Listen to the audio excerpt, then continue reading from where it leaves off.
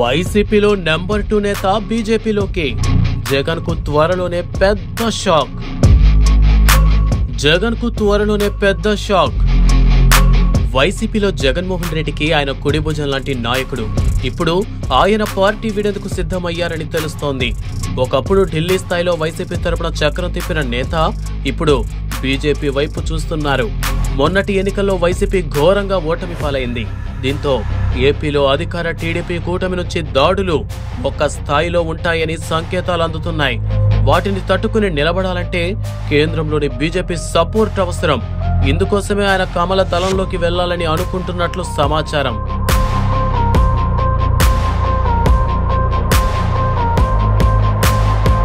ఏపీలో ఇటీవల టీడీపీ కూటమి అధికారంలోకి వచ్చింది. వైసీపీలోని బిగ్ షాట్స్ ని పూర్తి స్థాయిలో టార్గెట్ చేస్తోంది. అవినీతి అక్రమాలను బయటకు లాగితే జైలుకెళ్లడం ఖాయం.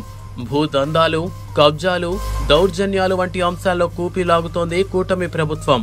సిఐడి విచారణకు ఆదేశించే అవకాశాలు లేకపోలేదు. ఇలా 4 వైపుల నుంచి ప్రమాదం పొంచి ఉంది కాబట్టి ఆ నాయకుడు రెండో మాట లేకుండా బీజేపీలోకి జంప్ చేస్తే సేఫ్ జోన్ లో ఉంటామని భావిస్తున్నారు. ఆయన చాలా సైలెంట్ గా తన వర్క్ ని కానిచ్చేస్తున్నారు అని గుసగుసలు వినిపిస్తున్నాయి.